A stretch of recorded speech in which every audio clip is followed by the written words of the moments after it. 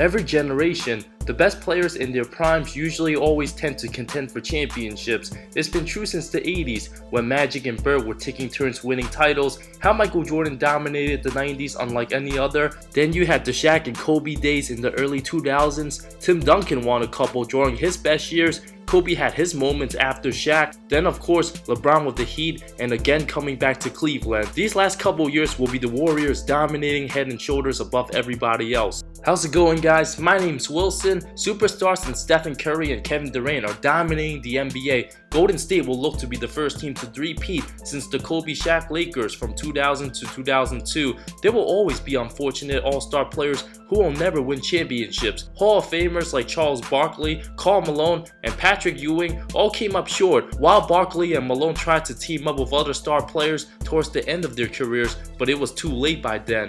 A bunch of great players from this decade will likely never win titles and won't have much of a chance in competing late in the playoffs if they remain with their respective teams like Russell Westbrook, Damian Lillard, Blake Griffin, John Wall, amongst others. Certain teams will always be competitive year in and year out and will have some success, but a couple stars today don't belong with their teams right now and will need to be traded in the middle of this season.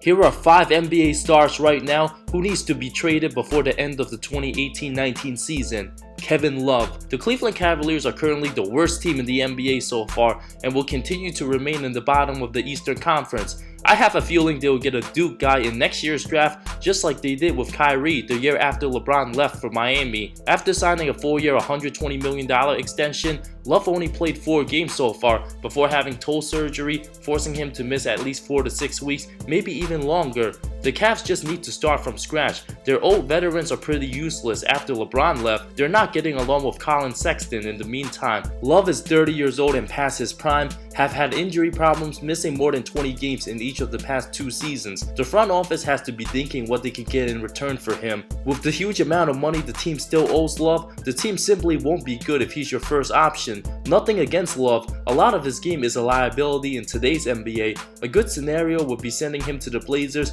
in exchange for Zach Collins, Evan Turner, and a protected first-round pick, or perhaps try to join LeBron with the Lakers, trade Kuzma, Hart, and a first-round pick. Perhaps reunite with his college teammate Russell Westbrook in OKC for Dennis Schroeder, Patrick Patterson, and Philly's 2020 top 20 protected first-round pick owned by the Thunder.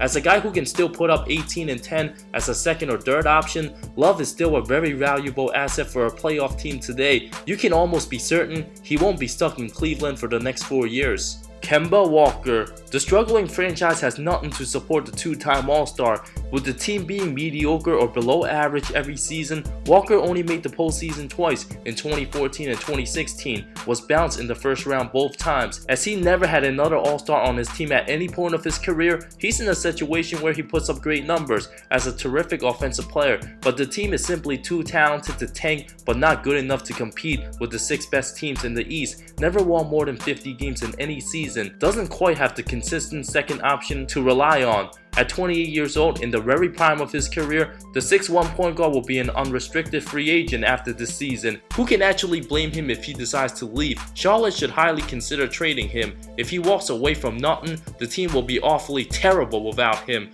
If Kemba wants to contend, he can be an excellent second option. He can certainly end up with the Knicks in exchange for Emmanuel Mudiay, Lance Thomas, and the 2019 first-round pick, or to the Bucks, alongside Marvin Williams for Eric Bledsoe, Malcolm Brogdon, and a 2020 second-round pick. Those are 2 possibilities. I doubt it will happen. Although he's repeatedly said he loves playing in Charlotte and plans to be a Hornet for a very long time, the team's simply not going anywhere anytime soon. Bradley Beal. The Wizards are as dysfunctional as ever. With everything going wrong with the team, it is certainly safe to say it's time to break up the Wizards' backcourt of Wall and Beal, as the franchise would get more in return for the shooting guard. As a terrific scorer and dominant outside shooter, he'd be a great fit with the Lakers. Trading for Hart and Ingram would be ideal, as he's still only 25 years old. If Washington believes team chemistry is the problem and don't want to rebuild, they can reach out to Portland to trade Beal straight up for CJ McCollum. I mentioned Beal and not Wall, even though he could be in the move soon too, due to the complexities surrounding his contract,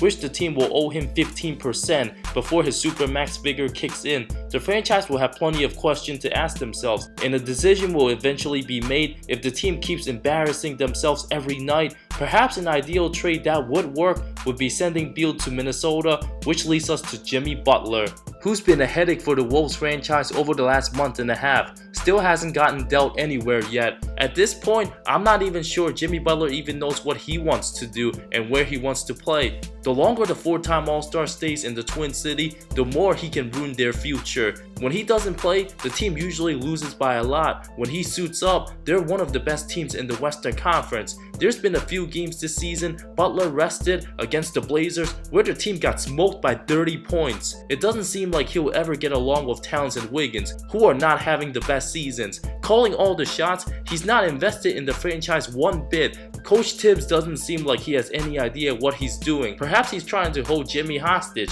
to try to make the playoffs before being fired and getting another head coaching gig. Or Jimmy's the one who's holding the Wolves hostage by purposely not playing, seeing them lose big when he doesn't suit up. The team's simply wasting their time putting up with this drama. They need to trade him or excuse him from the team until they find a solution before things get even more ugly. If Houston continues their pursuit in Jimmy, giving up 4 first-round picks and perhaps more, a deal can possibly be done soon. Anthony Davis. Everybody loves to talk about AD either signing with the Lakers or Celtics and just assumes he'll be gone very soon. I'm sick of the Davis rumors as he never publicly said he wanted to be traded. What I love about him, he never complains, doesn't say much, just plays basketball and dominates. It would be very unlikely for any superstar to want to play in New Orleans to join the smallest market in the NBA. The team hasn't gotten off to the best start as they rely too heavily on their superstar, and even at his best, they're a 6th seed in the Western Conference who wouldn't go too far in the playoffs.